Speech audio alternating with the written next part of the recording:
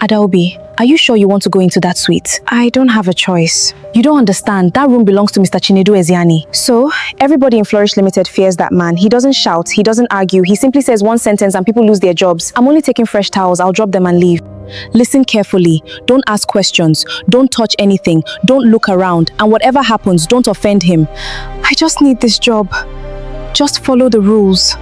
She had no idea that before sunrise, her life would never remain the same again. Sometimes it walks quietly into your life when you're carrying nothing but pain. This is the story of Adaobi Nwosu, a young woman whose greatest prayer was simply to keep her mother alive. She wasn't looking for love. She wasn't dreaming about billionaires. She wasn't searching for wealth. She only wanted one more chance to save the only family she had left. Every morning before sunrise, Adaobi woke up in a tiny one-room apartment on the outskirts of Lagos. The walls were cracked. The roof leaked whenever it rained. The electricity had been disconnected months ago, but none of those things mattered to her. What mattered was the frail woman lying on the old wooden bed, Mama Ngozi, the woman who had sacrificed everything to raise her alone. Her mother wasn't just sick, she was dying. Every day her breathing became weaker. Every day the hospital bills became higher. Every day Adaobi watched hope slowly disappear from her mother's eyes. Still, Mama Ngozi never stopped smiling. "My daughter," she would always say, "as long as God is alive, don't lose hope." Adaobi smiled each time she heard those words, but deep inside, she was breaking. 3 years earlier, she had graduated from university with excellent results. She believed education would change her life. She believed hard work would open doors. Instead, she collected rejection letters, one interview after another, one disappointment after another. Eventually, reality humbled her. She accepted a housekeeping job at Florish Limited, one of the most luxurious hospitality and corporate establishments in Lagos. Some people laughed at her. "A university graduate cleaning hotel rooms?" Others mocked her. "So this is what your certificate brought you?" Adaobi never answered. She believed that honest work was better than dishonest wealth. Every corridor she cleaned, every room she arranged, every floor she mopped. She did it with dignity, because she knew poverty was temporary, but character lasted forever. One rainy evening, she returned home carrying a small bag of groceries. The moment she opened the door, her heart almost stopped. "Mama!" Mama Ngozi was struggling to breathe. She rushed forward and held her tightly. "Mama, why didn't you call me?" Her mother managed a weak smile. "There was no airtime." Adaobi closed her eyes. Those 4 words pierced her heart like a knife. No airtime. Her mother couldn't even afford a phone call. She held her mother's hands tightly. "I promise you, I'm going to find the money. I won't lose you." The following morning, she rushed her mother to the hospital. After several examinations, Dr. Chukwudi Okeke invited her into his office. He removed his glasses slowly. His silence frightened her more than his words. "Adaobi, your mother's condition has become critical. We need to begin advanced treatment immediately." She swallowed nervously. "Doctor, how much?" The doctor hesitated. "The initial payment is 800,000 naira. Everything around her became silent. 800,000. She barely earned enough to feed herself. Her voice trembled. "I don't have that kind of money." Dr. Chukwudi leaned forward. "I understand. But your mother doesn't have much time. You have to act quickly." That day, Adaobi went everywhere. She called former classmates. She visited relatives. She met church members. She begged old family friends. Everyone sympathized. No one helped. Some promised prayers. Others avoided her completely. By evening, but Adaobi remained seated, looking up at the dark sky. For the first time in her life, she questioned everything. God, I've never stolen. I've never cheated anyone. I've worked honestly. Why does it feel like you're silent? Just then, an elderly woman selling roasted corn stopped beside her. She gently placed a hand on Adaobi's shoulder. My daughter. Sometimes God answers prayers through doors we never expected. The old woman smiled, then continued her journey. Adaobi watched her disappear into the crowd. She had no idea those words were prophetic. A few minutes later, her phone vibrated. It was her supervisor from Florish Limited. Adaobi, where are you? At the hospital. I need you back immediately. One of our VIP guests has requested fresh towels. The night staff are occupied. I know you're off duty, but I need your help. Adaobi looked through the hospital window. Her mother was sleeping peacefully. She didn't want to leave, but she couldn't afford to lose her job. I'll be there. 40 minutes later, she arrived at Florish Limited. The building sparkled under the night lights. Luxury cars filled the parking lot. Business executives walked confidently through the entrance. It was a different world. A world that never noticed people like Adaobi. She collected the fresh towels. As she approached the executive suites, her colleague, Chinasa Okeki, hurried toward her. Adaobi, you're taking towels to suite 801? Yes. Chinasa looked around nervously before lowering her voice. That room belongs to Chinedu Ezeani, the billionaire? The same one. They say he built an empire before turning 35. They say politicians seek his approval. They say CEOs fear disappointing him. And they also say, if he dislikes you, your career ends that same day. Adaobi laughed softly. I'm only delivering towels. I'll be in and out. Chinasa wasn't smiling. Listen carefully. Don't ask questions. Don't touch anything. Don't look around. And whatever you do, don't offend him. Adaobi nodded slowly. I'll be careful. She adjusted the folded towels, walked toward the enormous mahogany door, stopped, took a deep breath, then knocked gently. A calm voice came from inside. Come in. Adaobi slowly opened the door.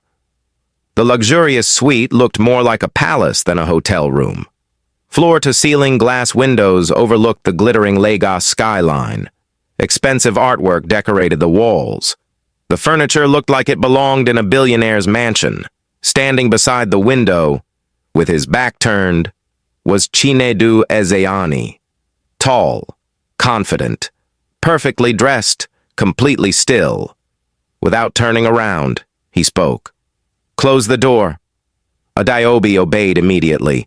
Her heart pounded against her chest. She didn't know it yet, but that simple delivery of fresh towels, the room fell completely silent. Adaobi slowly placed the fresh towels on the table. Her hands trembled. She avoided looking directly at the man standing beside the glass window. She had heard too many stories about him. Some called him ruthless. Others called him heartless. Many believed he had forgotten what kindness looked like. Without turning around, the billionaire spoke. What's your name? Adaobi swallowed. My name is Adaobi Nwosu, sir. How long have you worked at Florish Limited? Almost 1 year. He finally turned around. His sharp eyes rested on her face. For someone who has worked here that long, I've never noticed you. Adaobi forced a smile. We cleaners are trained not to be noticed, sir. For the first time, the corners of Chinedu Ezeani's lips moved slightly. It wasn't exactly a smile, but it was enough to surprise Adaobi. He walked closer. You were crying. Adaobi's heart skipped. No, sir. You were. She looked away. I don't like repeating myself. What happened? Adaobi remained silent. She wasn't the kind of person who discussed her problems with strangers, especially not with billionaires. Chinedu spoke again. If you don't want to answer, you may leave. Adaobi took 2 steps toward the door. Then she stopped. Something inside her told her to speak. She slowly turned around. My mother is dying. The room became quiet again. What happened to her? Kidney failure. The doctor said treatment must begin immediately. They're asking for 800,000 naira. I've begged everyone. I've borrowed from everyone. No one is willing to help. My mother is all I have. If she dies, I'll have nobody. She lowered her head. I don't even know why I'm telling you all this. For several seconds, Chinedu said nothing. He walked back toward the large glass window. The city lights reflected across his face. A memory flashed through his mind. Years ago, his own mother had died while he was studying abroad. He never got the chance to tell her goodbye. That pain had never left him. Without looking at Adaobi, he asked quietly, "How much did you say?" She almost whispered, 800,000 naira. Chinedu walked to his desk. He opened a drawer, removed a leather checkbook, picked up a gold pen. Without another question, he wrote, signed, tore out the check, then placed it on the polished desk. Take it. Adaobi looked down. Her eyes widened. 1 million naira. She immediately stepped backward. No, I can't. You can. I haven't worked for it. I don't even know you. You owe me nothing. Chinedu folded his arms. Sometimes, life puts someone in your path for a reason. I don't need repayment. I don't need praise. I only need you to save your mother. Tears rolled down Adaobi's face. No relative had helped. No friend had helped. The first person willing to help was the man everyone feared. She slowly picked up the check. Her hands refused to stop shaking. I don't know how to thank you. You don't have to. Go and save your mother. She bowed respectfully. God will bless you, sir.